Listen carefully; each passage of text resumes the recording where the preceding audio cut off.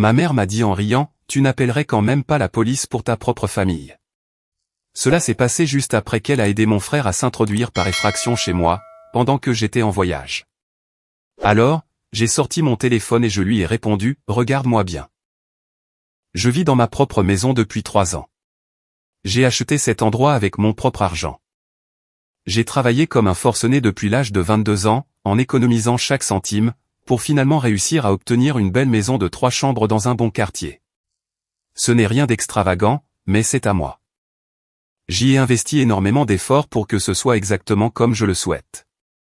Il y a environ 6 mois, mon petit frère Tyler, âgé de 19 ans, a abandonné ses études universitaires.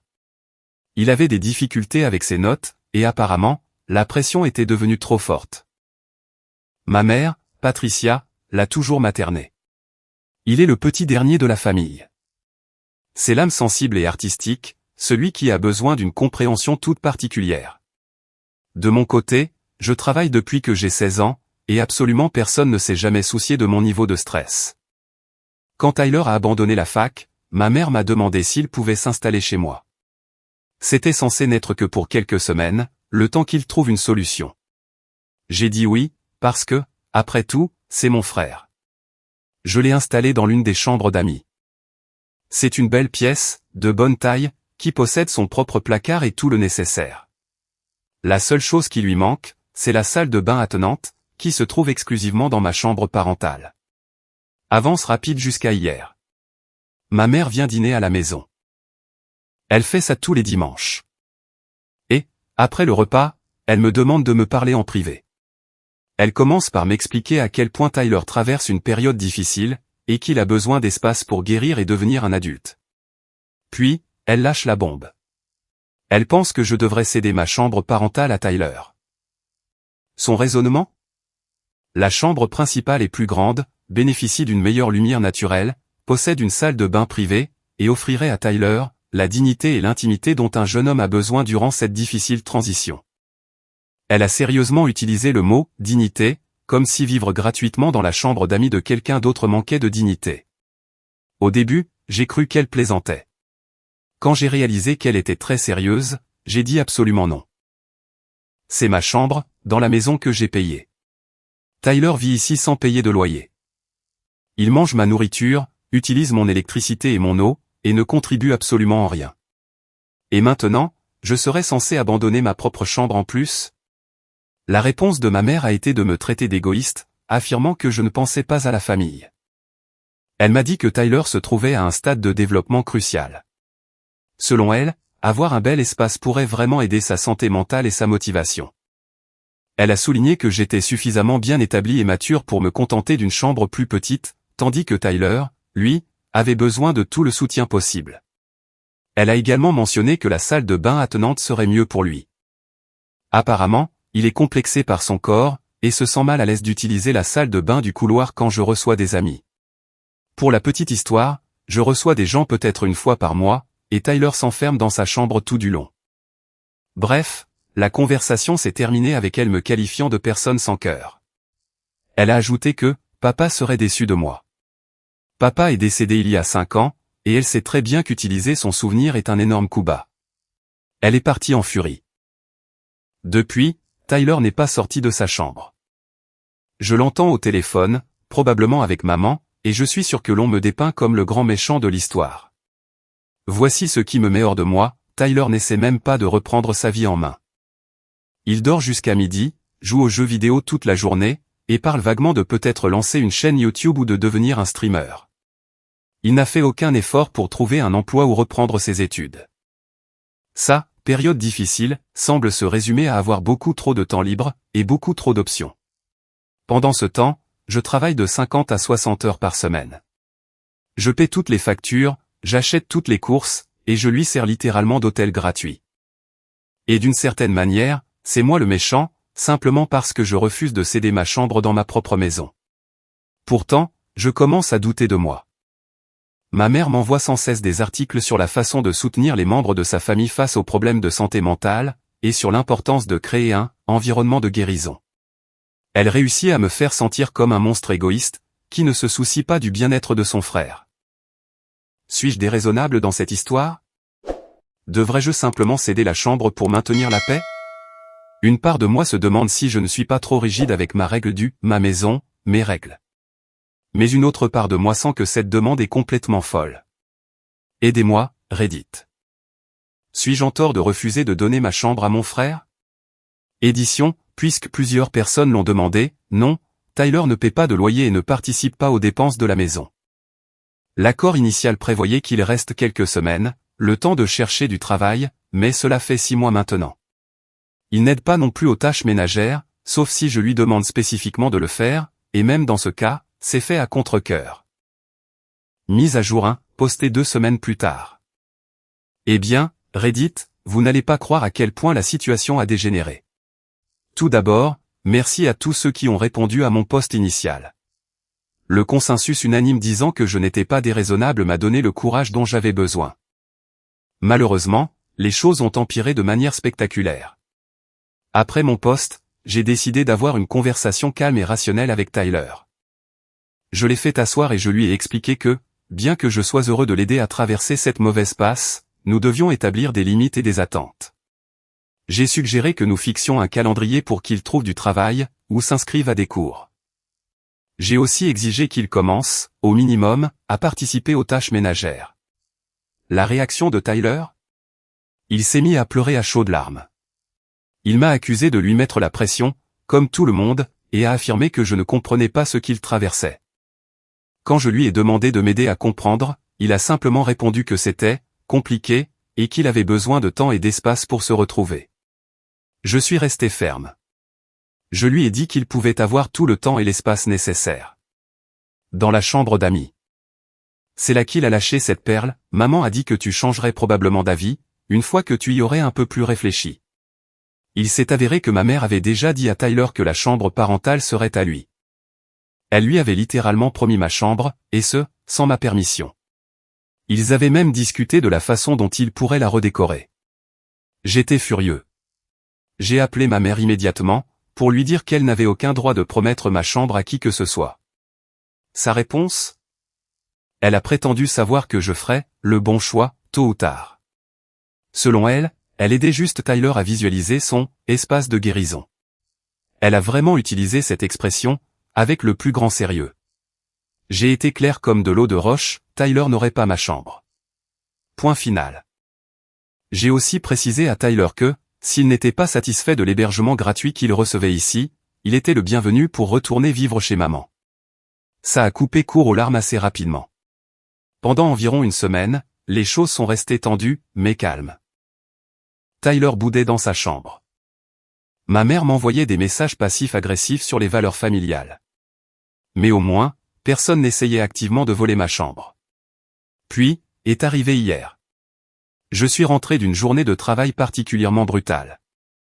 Et là, j'ai trouvé la porte de ma chambre grande ouverte, avec Tyler à l'intérieur, accompagné de 3 de ses amis. Ils étaient assis sur mon lit, utilisaient ma télévision, et avaient étalé de la nourriture et des boissons sur mes meubles. Mais voici le clou du spectacle, Tyler leur faisait la visite de sa nouvelle chambre.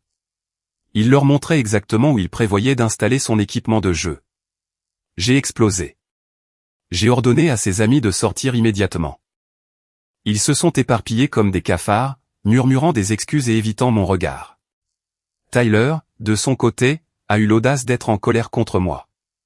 Il m'a accusé de l'avoir humilié devant ses amis et d'avoir ruiné sa vie sociale. Quand j'ai exigé de savoir à quoi il jouait, il a répondu que maman lui avait dit que c'était bon. Qu'il pouvait commencer à s'installer, puisque j'allais bientôt céder. Il avait même déplacé certaines de ses affaires dans mon dressing. MON dressing. Il y avait des affiches d'anime posées contre le mur, et sa chaise de gamer était déjà montée dans le coin de la pièce. Son niveau de culot m'a coupé le souffle. Ce gamin croyait sincèrement que ma chambre était déjà la sienne, et que je faisais juste mon têtu avant de l'accepter. Je lui ai ordonné de sortir ses affaires immédiatement. Il a refusé, argumentant que maman lui avait dit qu'il pouvait les laisser là. Alors, j'ai fait ce que toute personne raisonnable ferait, j'ai commencé à jeter son bazar dehors moi-même. Tyler a appelé notre mère en pleurant. En moins de 20 minutes, elle était à ma porte. La confrontation a été violente. Elle m'a accusé de traumatiser Tyler et d'être violent, je ne l'ai pas touché, J'ai juste déplacé ses affaires. Elle m'a aussi reproché de créer un environnement de vie hostile. Elle a affirmé que Tyler était si enthousiaste à l'idée d'avoir un bel espace, et que j'avais brisé son esprit. Je lui ai rappelé, encore une fois, que c'est ma maison, achetée avec mon argent, et que je décide qui dort où. Sa réponse a été de dire que les maisons familiales appartiennent à toute la famille. Elle m'a accusé d'être matérialiste, en me concentrant sur la propriété plutôt que sur les besoins de Tyler. Ensuite, elle a essayé une nouvelle tactique, les larmes. Ma mère de 54 ans s'est mise à pleurer. Elle s'est plainte de la difficulté de voir Tyler lutter, disant qu'elle voulait juste qu'il soit heureux. Elle a ajouté qu'elle pensait que je ferais preuve de plus de compréhension, vu tout ce que notre famille a traversé. Mais j'ai tenu bon. Je lui ai dit, Tyler a une chambre parfaitement adéquate, et si ce n'est pas suffisant, il est libre de partir. J'ai aussi été très clair sur un point, si je le surprenais à nouveau dans ma chambre sans permission, je changerais les serrures. Maman est partie en pleurant. Tyler s'est enfermé dans sa chambre, la chambre d'amis. Et moi, je suis assis là, à me demander comment ma vie s'est transformée en une mauvaise série télé. Le fait est, Reddit, que je commence à voir un schéma auquel j'étais aveugle auparavant. Tyler a toujours été traité comme un bébé. Quand il échouait en classe au lycée, ma mère blâmait les professeurs. Quand il n'a pas pu garder un emploi à 17 ans, c'était parce que les managers étaient trop durs. Quand il a abandonné la fac, c'était la faute de l'institution, qui n'avait pas su nourrir son potentiel. Et maintenant, c'est moi le méchant parce que je ne lui donne pas ma chambre. C'est toujours à quelqu'un d'autre de s'adapter à Tyler. Ce n'est jamais à Tyler de s'adapter à la réalité. Je suis épuisé. J'aime mon frère, mais je commence à lui en vouloir profondément. Quant à ma mère, je ne sais même plus quoi penser d'elle. Une part de moi a juste envie de virer Tyler pour en finir avec ça. Mais je sais que cela provoquerait une explosion familiale d'une ampleur nucléaire. Merci d'avoir écouté mon coup de gueule, Reddit. Je ferai une autre mise à jour si quelque chose de nouveau se produit. J'espère cependant que les choses vont se calmer, maintenant que j'ai tapé du poing sur la table. Édition, pour répondre à quelques questions fréquentes, oui, j'ai commencé à me renseigner pour changer mes serrures. Non, maman n'a pas de clé de la maison, Dieu merci. Tyler n'a qu'une clé de la porte d'entrée, pas pour les pièces individuelles.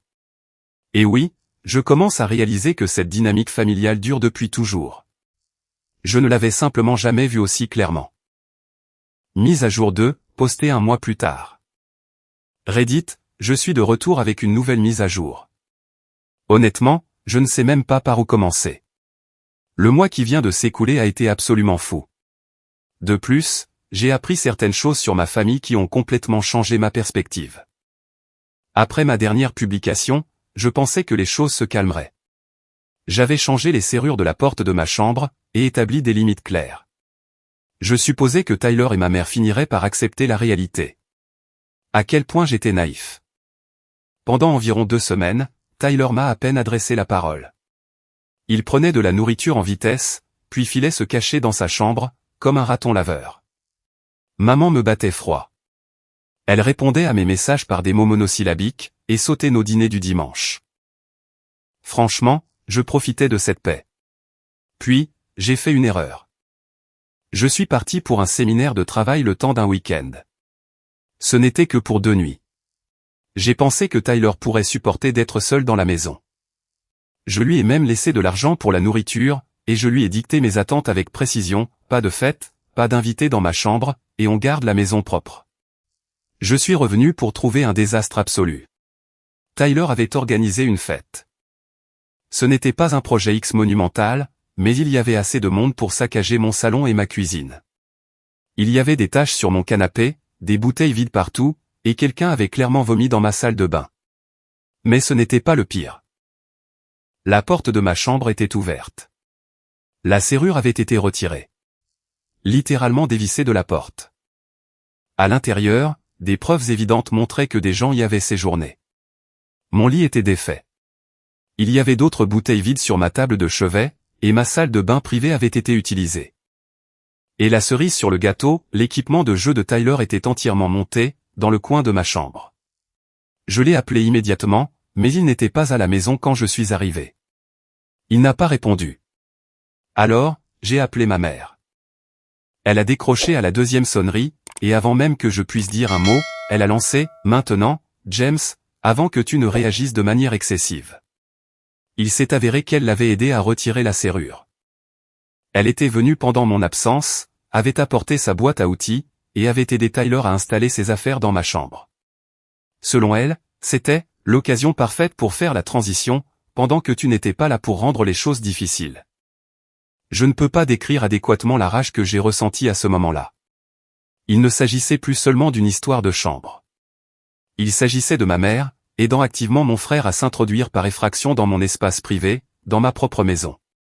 Je lui ai donné 1 heure. 1 heure pour venir ici avec Tyler, prendre ses affaires et dégager, sinon j'appelais la police. Elle a ri.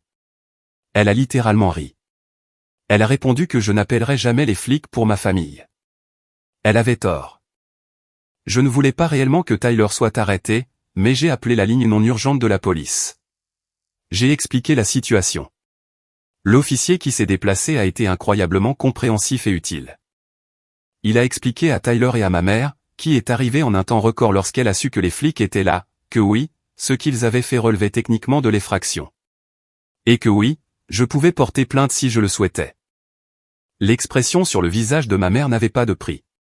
Elle est passée de l'indignation à la terreur absolue en l'espace de 2 secondes. Tyler, lui, avait juste l'air choqué, comme s'il n'arrivait pas à croire que ses actes pouvaient avoir de réelles conséquences. Je n'ai pas porté plainte, mais j'ai utilisé la situation comme levier. J'ai donné 30 jours à Tyler pour trouver un autre logement. L'officier de police a aidé à arbitrer la situation. Il a même rédigé un accord informel sur place.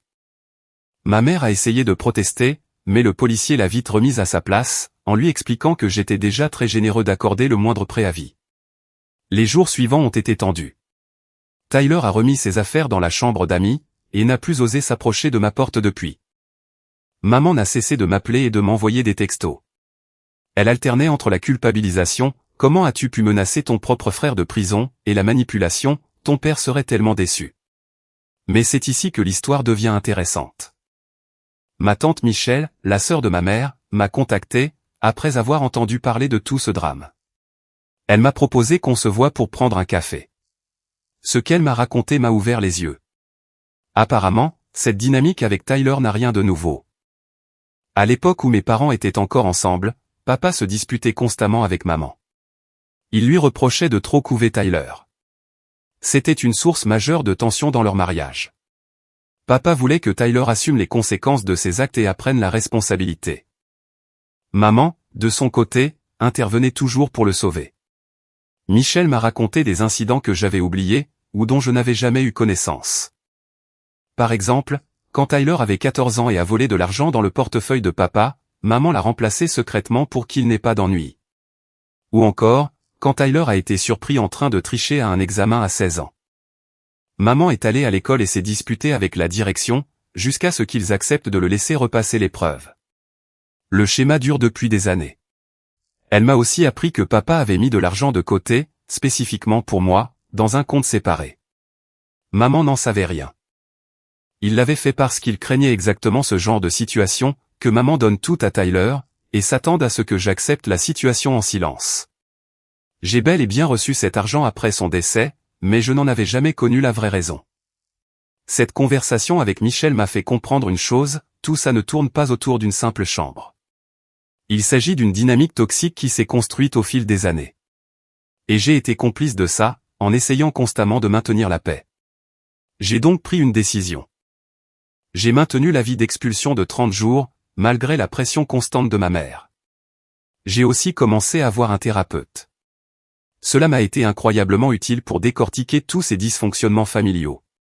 Tyler s'est mis à chercher frénétiquement un endroit où vivre. Il est soudainement devenu très motivé, maintenant qu'il a compris que j'étais sérieux. Maman lui a proposé de retourner vivre chez elle, mais apparemment, il refuse. Chez elle, c'est trop petit, et il n'y a pas une assez bonne connexion Internet pour ses streams. L'ironie de la situation est savoureuse. Nous en sommes maintenant au 26e jour de son préavis. Tyler a trouvé une chambre à louer en colocation avec des amis, et il déménage ce week-end. Maman m'adresse à peine la parole. Mais très honnêtement, avoir la paix n'a pas de prix. Je sais que ce n'est pas la fin que certains d'entre vous auraient espéré. Il n'y a pas de grand arc de rédemption où Tyler devient soudainement responsable. Ni de moment où maman réalise ses erreurs. Mais la vraie vie est plus compliquée que ça.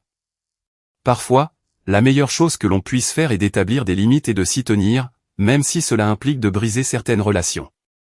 Merci pour tout votre soutien, Reddit. Je ferai une ultime mise à jour une fois que Tyler sera officiellement parti, pour vous dire comment tout cela s'est terminé. Mise à jour finale, postée 3 mois plus tard. Bonjour Reddit. J'avais promis une dernière mise à jour une fois la poussière retombée. Et croyez-moi, j'ai une sacrée histoire à vous raconter. Cela fait 3 mois que Tyler a déménagé. Et la situation a évolué d'une manière que je n'aurais jamais pu anticiper.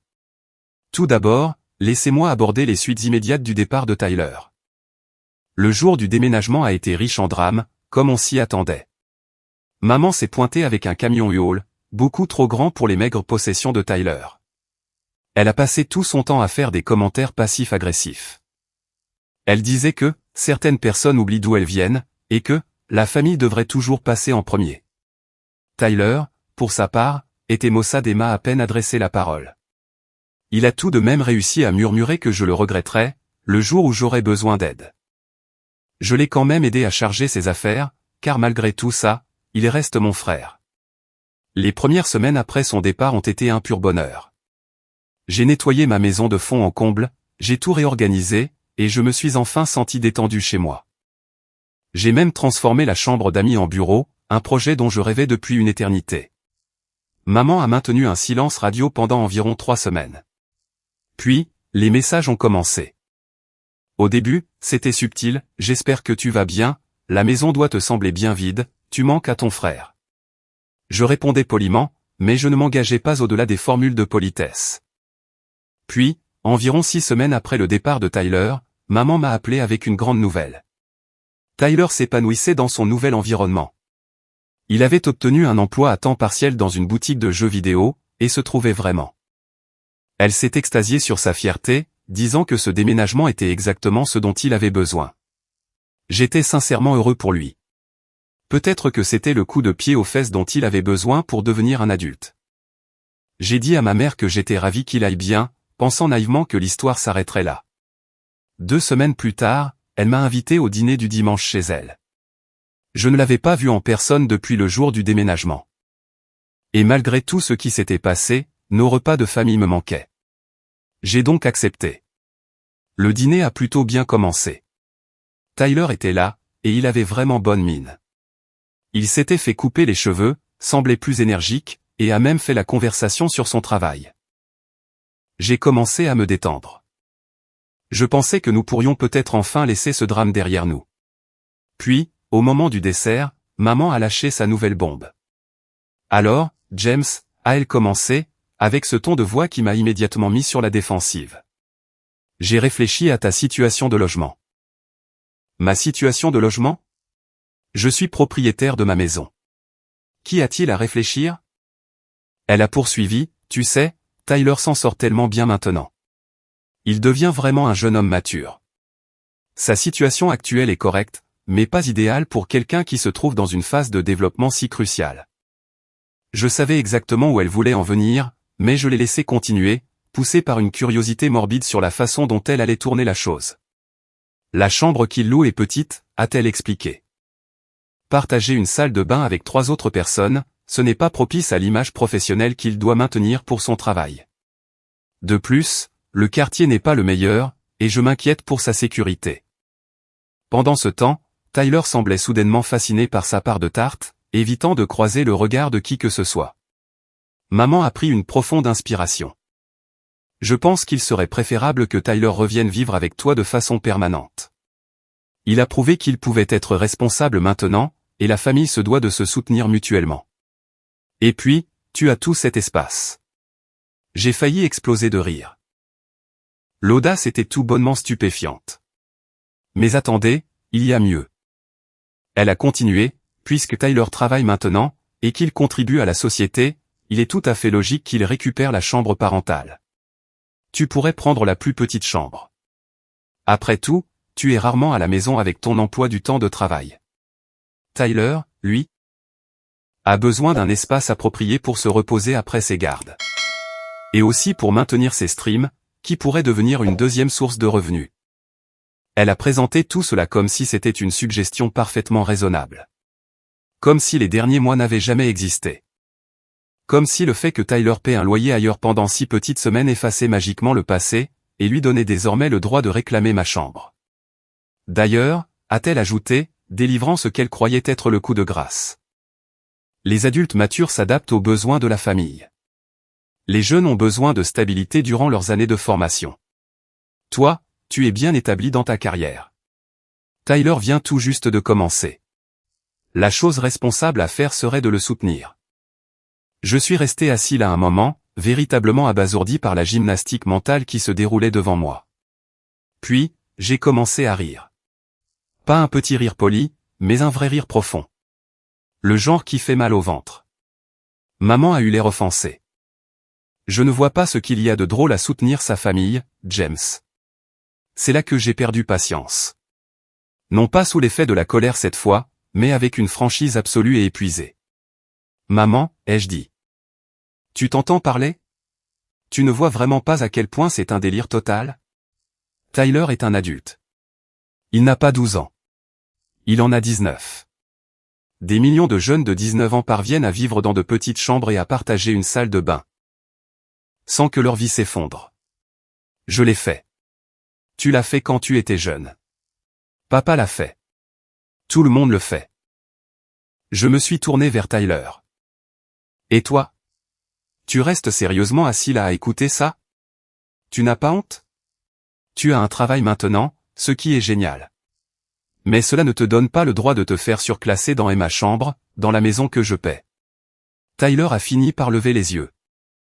Je ne lui ai pas demandé de dire ça, a-t-il marmonné. Mais tu ne l'as pas arrêté non plus, ai-je souligné. Ce qui me dit que tu espérais que je cède. Maman a essayé d'intervenir, mais je n'avais pas fini. Tu sais quoi? Je suis fatigué de tout ça. Je suis fatigué d'être traité comme si ma seule valeur dans cette famille résidait dans ce que je pouvais fournir.